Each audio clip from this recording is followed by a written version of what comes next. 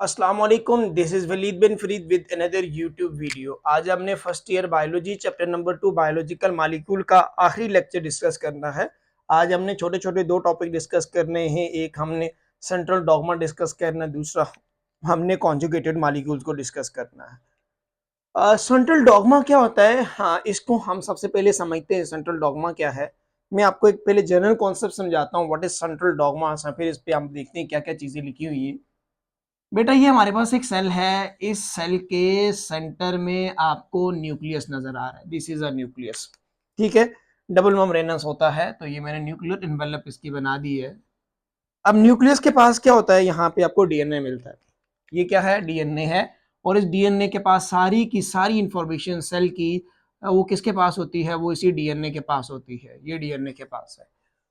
अब होगा क्या कि क्या ये इसके पास जितनी भी इंफॉर्मेशन है ये सेल से बाहर कैसे भेजता है? ये क्या खुद जाता है? ये कभी भी खुद नहीं जा सकता। ये सबसे सेंसिटिव होता है।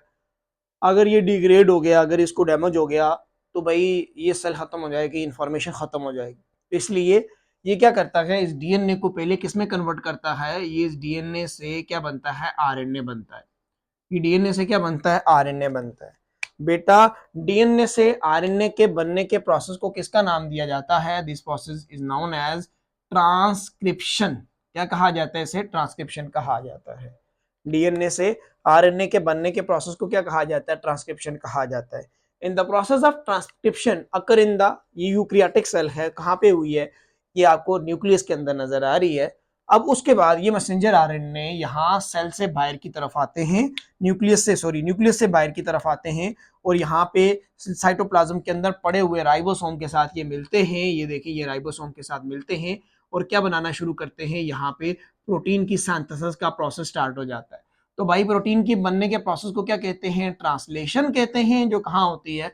जो साइटोप्लाज्म के अंदर होती है। तो भाई, ट्रांसक्रिप्शन और ट्रांसलेशन को कलेक्टिवली किसका नाम दिया जाता है? सेंट्रल डॉग्मा का नाम दिया जाता है, उसे सेंट्रल डॉग्मा कहा जाता है। तो इसका मतलब है आज के हम इस टॉपिक के अंदर दो पॉइंट डिस्कस करेंगे। एक ट्रांसक्रिप्शन और दूसरा किसको डिस्कस करेंगे? ट्रांसलेशन को जो है वो क्या करेंगे? डिस्कस करेंगे। अच्छा जी, सबसे पहले उसने जीन के बारे में लिखा है। Gene contain information needed for the, अब ये देख लो, ये जो मैंने डीएनए बनाया है, इस डीएनए के पास क्या चीज है? ऑब्वियसली ये डीएनए किससे बना हुआ है? ये जीन से बना हुआ है। ये जीन के, और डीएनए कहाँ होता है? ऑब्वियसली आप कहेंगे सर ये तो क्रोमोसोम में होता है। तो आपको पता है क्रोमोसोम के अंदर क्या होते हैं? यहाँ क्रोमोसोम के ऊपर आपको क्या नजर आते हैं? यहाँ ऊपर आपको जीन नजर आते हैं, इसके ऊपर जीन्स होते हैं। तो जो प्रोटीन की इंफॉर्मेशन है वो किसके पास है? वो जीन के पास है। The flow of biological information from DNA to RNA, देख लें डीएनए से क्या बना था? आरएनए बना था। फ्रॉम आरएनए टू प्रोटीन, और आरएनए से क्या बना था? प्रोटीन की सिंथेसिस हुई थी। This is known as central dogma of the life. इसे सेंट्रल डॉग्मा का नाम दिया जाता है। अच्छा जी, प्रोटीन के सिंथेसिस के दो स्टेप हैं। पहला कौन सा है? ट्रांसक्रिप्शन। और उसके बाद कौन सा है? ट्रांसलेशन। ठीक है। और इन दोनों को कलेक्टिवली जीन एक्सप्रेशन का नाम तीन हो गए, ट्रांसक्रिप्शन, ट्रांसलेशन। इन्हें जीन एक्सप्रेशन भी कहा जाता है, या फिर इन्हें क्या कहा जाता है? सेंट्रल डॉग्मा का नाम भी दिया जाता है, इन्हें सेंट्रल डॉग्मा भी कहा जाता है। तो what is transcription? Transcription is the first step of the gene expression. पहले क्या हुआ था? डीएनए से आरएनए बना था। When a new protein is needed by the cell, जब नई प्रोटीन बनानी होती है, the two DNA standard of a gene that encode for a protein unwind from each other. देख लें, डबल स्टैंडर्ड था, डबल हेलिकल स्ट्रक्चर होती है, एक दूसरे से क्या हो जाते हैं? अलग हो जाते हैं। क्या बनता है? A single standard of messenger RNA is then synthesised by pairing up the complementary messenger RNA. जो डीएनए के दो मॉलिक्यूल अलग हुए, ये कॉन्सेप्ट क्या है देखना। ये न्यूक्लियस के अंदर ये सारा काम होता है। ये देखें, this is a structure of DNA. पहले ये डीएनए बेटा ओपन होगा। ये देखिए, ये ओपन हुआ है, ये एक स्टैंड है, ये दूसरा स्टैंड है। इनमें से एक स्टैंड कंप्लीमेंट्री के तौर पे काम करता है, ये एक स्टैंड है। अब इसके हिसाब से यहाँ न्यूक्लियोटाइड ऐड होंगी। ये क्या है? ये सिंगल स्टैंडर्ड डीएनए है। इससे क्या बना है? इससे हमारे पास जो है वो किसकी सिंथेसिस हुई है? मैसेंजर आरएनए की सिंथेसिस हुई है, जिसे किसका नाम देंगे? ट्रांसक्रिप्शन का नाम देते हैं। ठीक है। आपको पता है, आर पीछे डिटेल में पढ़ाया हुआ है, डीएनए और आरएनए में जो हमारे पास न्यूक्लियोटाइड्स हैं उनमें एक फर्क होता है। डीएनए में थायामीन होता है, तो आरएनए में थायामीन की जगह क्या नजर आता है? आपको यूरासिल नजर आता है। ठीक हो गया जी। After the segment is copied as messenger RNA, जब डीएनए से आरएनए बन गया the both stranded of DNA are zipped, ये दोबारा जो है ये क्या हो जाएंगे, ये दोनों जो अनवाइंड हुए थे, अनजिप हुए थे, ये मोड़ के दोबारा जो है वो क्या हो जाते हैं, जिप हो जाते हैं, दोबारा जो है इस तरह की फॉर्म में जो है वो क्या हो जाते हैं, ये कन्वर्ट हो जाते हैं। ठीक है, तो मैंने आपको बताया है कि थायमीन की जगह जो है वो क्या आता है, यूरासिल आता है। तो देख लें, uracil is paired with messenger RNA as complementary to, normally DNA में क्या होता है, डीएनए की बात करें तो डीएनए में जो हमारे पास ए होता है एडेनिन, वो हमेशा किसके साथ बाइंडिंग करता है, टी के साथ, ए हमेशा किसके साथ बाइंडिंग करता है, टी के साथ। और आरएनए के अंदर जो है एडेनिन हमेशा जो है वो किसके साथ बाइंडिंग करेगा, यूरासिल के साथ जो है वो क्या करता है, बाइंडिंग करता है। यही डीएनए और आरएनए में हमारे पास क्या आ जाता है, ये डिफरेंस आ जाता है। उसके बाद हमारे पास अगला पॉइंट क्या आ जाता है, नेक्स्ट पॉइंट इज ट्रांसलेशन। हमारे पास अगला पॉइंट जो है वो क्या आ जाता है, ट्रांसलेशन आ जाता है। तो आप कहेंगे अच्छा sir translation is a second step of gene expression, ये दूसरा स्टेप होता है। इसमें क्या हुआ है, सारी बातें समझाई थी। The messenger RNA synthesise in the nucleus of the cell move into the cytoplasm, ये किधर जाएगा, साइटोप्लाज्म में जाएगा। Where it bind to the ribosome, देख लें वो क्या कर रहा है, राइबोसोम के साथ मिलता है। The messenger RNA code as translated by ribosome with the help of transfer RNA of opposite anticodon, thus synthesizing a protein with specific amino acid। मैंने आपको सारी बातें समझाई थी कि मैसेज कौन लेके आ रहा है, मैसेंजर आरएनए लेके आता है। ठीक है, अब पूरे सेल के अंदर राइबोसोम पड़े हैं, उन्हें कौन लेके आता है, उन्हें ट्रांसफर आरएनए लेके आता है। ट्रांसफर आरएनए के पास एंटीकोडॉन होते हैं, मैसेंजर आरएनए के पास कोडॉन होते हैं, वो उसके साथ जाके क्या करते हैं, अटैच करते हैं। इस तरह प्रोटीन का सिंथेसिस का प्रोसेस जो है वो क्या हो जाता है, स्टार्ट हो जाता है। Each cell has a many different types of transfer RNA for transferring each type of amino acid. मैंने आपको बताया था, एक आसान करता हूं, एक खास किस्म के अमाइनो एसिड की ट्रांसपोर्टेशन के लिए खास किस्म का क्या होता है, ट्रांसफर आरएनए होता है। During protein synthesis by ribosome, amino acid are linked together by peptide bond to form obviously। Protein बनती है तो प्रोटीन में क्या होता है कि वही अमाइनो एसिड आपस में एक दूसरे के साथ जुड़ते हैं और क्या बनता है, यहाँ पे पेप्टाइड बॉन्ड की फॉर्मेशन होना शुरू हो जाती है। जो डायग्राम मैंने बनाई थी वही ये डायग्राम है आपके पास।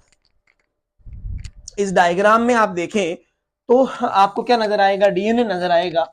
ठीक है, मैं इसको साफ करता हूँ फिर आपको ये डायग्राम दिखाता हूँ।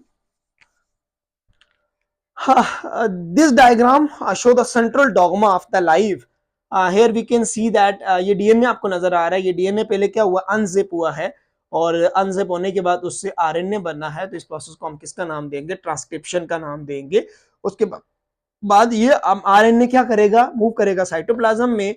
और ये देखें, ये आपको जगह जगह पे मुख्तलिफ किस्म के क्या नजर आ रहे हैं, यहाँ पे ये स्ट्रक्चर आपको किसकी नजर आ रही है, ट्रांसफर आरएनए जो किसको लेके आएंगे, अमाइनो एसिड को लेके आते हैं, और वो अमाइनो एसिड आपस में अटैच, ये देखिए अटैच होना शुरू हो जाते हैं।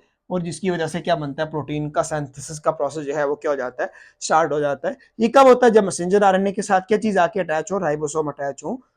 और राइबोसोम अटैच होंगे तो फिर उसके बाद क्या अटैच होंगे, ट्रांसफर आरएनए आके अटैच होंगे, जो क्या लेके आए हैं, अमाइनो एसिड को लेके आए। इस तरह प्रोटीन का बनने का प्रोसेस स्टार्ट होता है, which is known as central dogma, जिसे सेंट्रल डॉगमा का नाम देते हैं।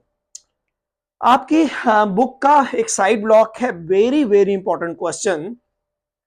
Why do the nucleotide in DNA has a hydrogen atom at the 2' end? आपके लिए मैं यहाँ पे एक स्ट्रक्चर बनाता हूँ, याद होगा ये छतरी वाली डायग्राम मैंने आप लोगों को बनाई थी। दिस इज अ, मैं बना रहा हूं किसकी, डीऑक्सीराइबोज। डीऑक्सी, एक फर्क है, डीऑक्सीराइबोज के कार्बन नंबर 2 पे हाइड्रोजन होता है, और राइबोज में हाइड्रोक्सिल ग्रुप होता है। ये ले, यहां हाइड्रोक्सिल, कार्बन नंबर 2 पे हाइड्रोक्सिल ग्रुप नजर आ रहा है। तो कह रहा है ऐसा क्यों है बेटा, याद रखना कि जो हाइड्रोक्सिल ग्रुप होता है ना 2' एंड पे पोजीशन पे, ये क्लीवेज रिएक्शन करवाता है, ये फास्फोडाइस्टर बॉन्ड जो होता है ना उसे तोड़ देता है। तो अगर डीएनए में फास्फोडाइस्टर बॉन्ड टूट जाए तो डीएनए सबसे इंपॉर्टेंट स्ट्रक्चर होती है, तो वो डीएनए डीनेचर हो जाएगा, वो खत्म हो जाएगा, सारी इंफॉर्मेशन खत्म हो जाएगी। इसलिए डीएनए में से यहाँ हाइड्रोक्सिल ग्रुप ओ रिमूव हो जाता है, हाइड्रोक्सिल ग्रुप में से सिर्फ हाइड्रोजन बच जाता है, क्योंकि ये ओ बॉन्ड क्या करता है, ये क्लीवेज का काम करता है, ये तोड़ने का काम करता है, ये फास्फोडाइस्टर बॉन्ड को तोड़ देता है। तो इसीलिए कहा जाता है DNA act as a stable long term, जो है ये क्या है, जेनेटिक इंफॉर्मेशन होती है इसमें। ठीक है, तो इसीलिए कहा जाता है कि इसमें ओ रिमूव हो जाता है कार्बन नंबर, 2 पोजीशन पे। और आरएनए जो है ये मोस्टली आप कहें अगर तो ये डिग्रेड हो जाता है, क्योंकि यहाँ OH है तो ये क्या करेगा, इसको तोड़ देता है, और आरएनए विद इन 30 मिनट जो है वो क्या हो जाता है, डिग्रेड हो जाता है, या वो क्या हो जाएगा, टूट जाएगा। Our next topic is conjugated molecules.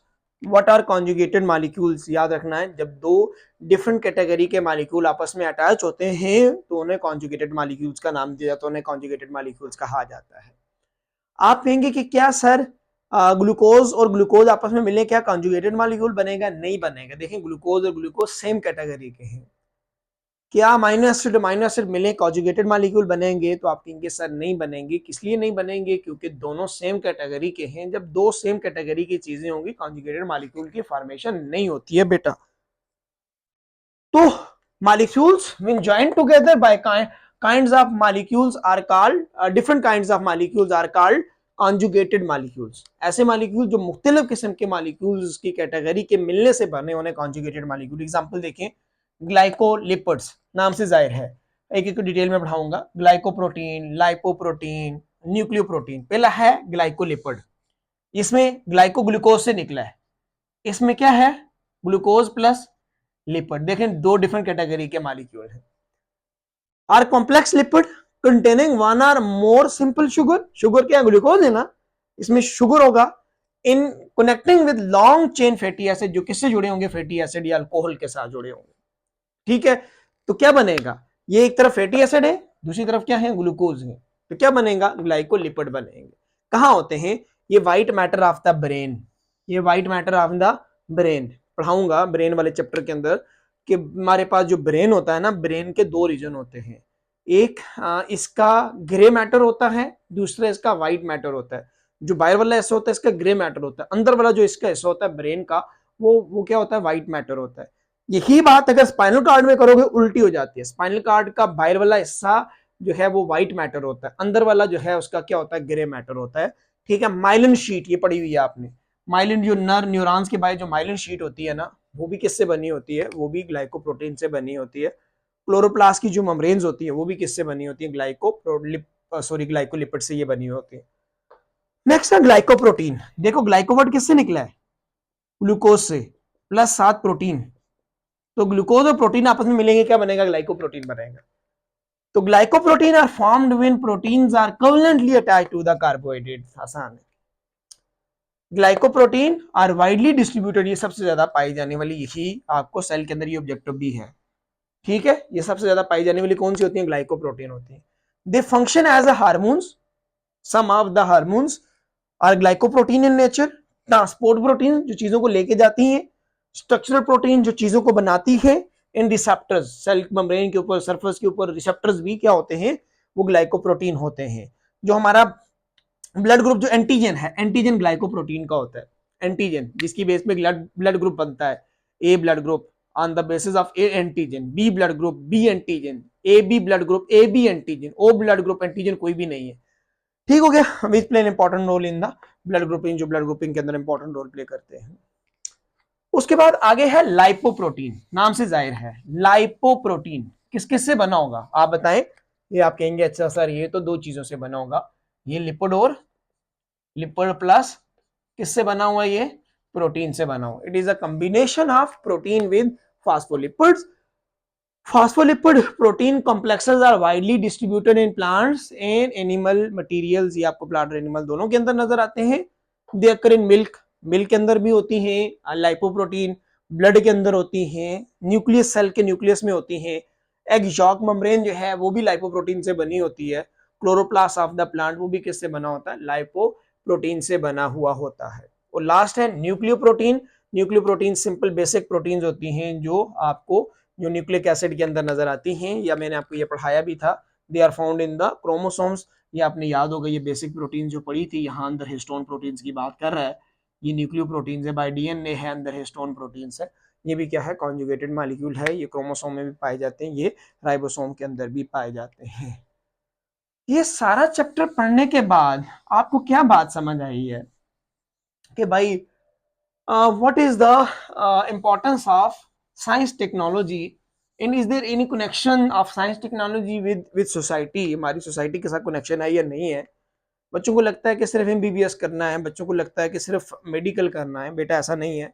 आपने बायो रखी है तो बायो के और भी बहुत सारे फील्ड है जहाँ पे आप जा सकते हैं। जरूरी नहीं आप डॉक्टर बनने, आप अपनी तरफ से कोशिश कर सकते हैं, आप अपनी तरफ से हार्ड वर्क कर सकते हैं। जो आपकी किस्मत में लिखा हुआ वो आपको मिलता है, लेकिन आप उसके लिए जरूर कोशिश करें। ये नहीं है कि आप कोशिश ना करें, कोशिश इंपॉर्टेंट होती है। ट्राई करें, आप हार्ड वर्क करें। अगर नहीं है तो फिर आपका बिलीव होना चाहिए कि आपके लिए जो अल्लाह ने लिखा है वो सबसे अच्छा लिखा है। ये चैप्टर पढ़ने के बाद आपको क्या बातें समझ आती हैं कि क्या सिर्फ हम जो जो मेडिकल के लोग हैं, हमारे लिए कौन कौन से फील्ड हैं जिसमें हम जा सकते हैं। इस पूरे पैराग्राफ के अंदर ये सारी बातें उसने की हुई हैं। ठीक है। The list the career opportunities in the field of biochemistry. सिर्फ बायोकेमिस्ट्री के इतने ज्यादा करियर्स हैं कि आप परेशान हो जाएंगे। इतने ज्यादा फील्ड है पूरी दुनिया के अंदर कि आप कहेंगे कि सर ये तो बायो बहुत ज्यादा जो है वास्ट फील्ड है। ठीक है। Biochemistry the study of chemical processes that take place पढ़ाया स्टैटिक में जिस चैप्टर पे शुरू किया था। आप सबको पता है बायोकेमिस्ट्री क्या होता है। केमिकल रिएक्शंस जो होते हैं लिविंग ऑर्गेनिज्म के अंदर। This is one of the very broad field, ये भी बात की थी, ये बहुत बड़ा फील्ड है। It offers a wide range of career options. ये आपको बहुत सारे ऑप्शंस जो है वो क्या करता है, ऑफर करता है। Biochemist can pursue stem cell. आपने बायोकेमिस्ट्री में जाना चाहते हैं तो आप स्टेम सेल के ऊपर स्टडी कर सकते हैं। पढ़ाऊंगा स्टेम सेल क्या होते हैं। ठीक है। जो है फर्स्ट ईयर में जो हमारे पास पहला चैप्टर उसमें स्टेम सेल वाला टॉपिक है भी। ये ऐसे सेल्स होते हैं जिनसे हर बॉडी का हर किस्म का सेल बनता है, उसे स्टेम सेल कहा जाता है। और जेनेटिक रिसर्च, आप जीन जेनेटिक्स को ऑप्ट कर सकते हैं। आप जीन्स की स्टडी कर सकते हैं अगर इस पर रिसर्च करना चाहते हैं। That have a potential to result in dramatic medical. ये मेडिकल के अंदर भी as well as scientific breakthrough. Some biochemist study the body immune response to germs. आप इम्यूनोलॉजी को ऑप्ट कर सकते हैं। एलर्जेंस, जिसमें एलर्जी वगैरह की स्टडी की जाती है। The effectiveness of the drug, आप जो है ये फार्माकोलॉजी की बात की जाती है। फार्मेसी जो डी फार्मेसी वगैरह है वो आप कर सकते हैं। That is use for the treatment of the various diseases. Other biochemist work in the commercial food. ये आपको जो है फूड में काम करते हुए लोग नजर आते हैं। एग्रीकल्चरल फील्ड के अंदर, एग्रीकल्चर भी ये बायोकेमिस्ट्री का फील्ड ही है। Looking forward to improve the products, food products as well as crops को इम्प्रूवमेंट में देखने को मिलता है। इसी तरह देखने पर जो बातें की थी, pharmacology it is the study of drugs. ठीक है। Genetics the study of gene. Immunology it is the study of, किसकी स्टडी की जाती है, इम्यूनोलॉजी में आपके इम्यून सिस्टम की स्टडी की जाती है।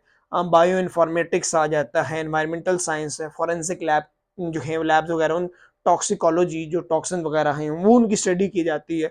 फूड साइंस है जो ऑलरेडी हमने डिटेल में बात कर दी है। It mean that biology is a vast field जो आप बहुत सारे जो है वो क्या कर सकते हैं, आगे फील्ड को अडॉप्ट कर सकते हैं। अगर आप एमबीबीएस, बीडीएस या उसके बाद डीपीडी है, डॉक्टर ऑफ फार्मेसी है, इन फील्ड में नहीं जाते तो किसी और फील्ड में भी जाते हैं। तो ये बहुत सारे फील्ड हैं जो आप बायोकेमिस्ट्री के, ये सारे के सारे फील्ड। होप सो आपको समझ आया होगा। ये चैप्टर खत्म हो गया है। नेक्स्ट चैप्टर इंशाल्लाह हम चैप्टर नंबर 3 एंजाइम को स्टार्ट करेंगे। आप लोगों की सपोर्ट चाहिए होती है। चैनल को लाइक करें, शेयर करें, सब्सक्राइब करें। अपना बहुत सारा ख्याल रखें। अल्लाह हाफिज़। मिलते हैं न्यू वीडियो में।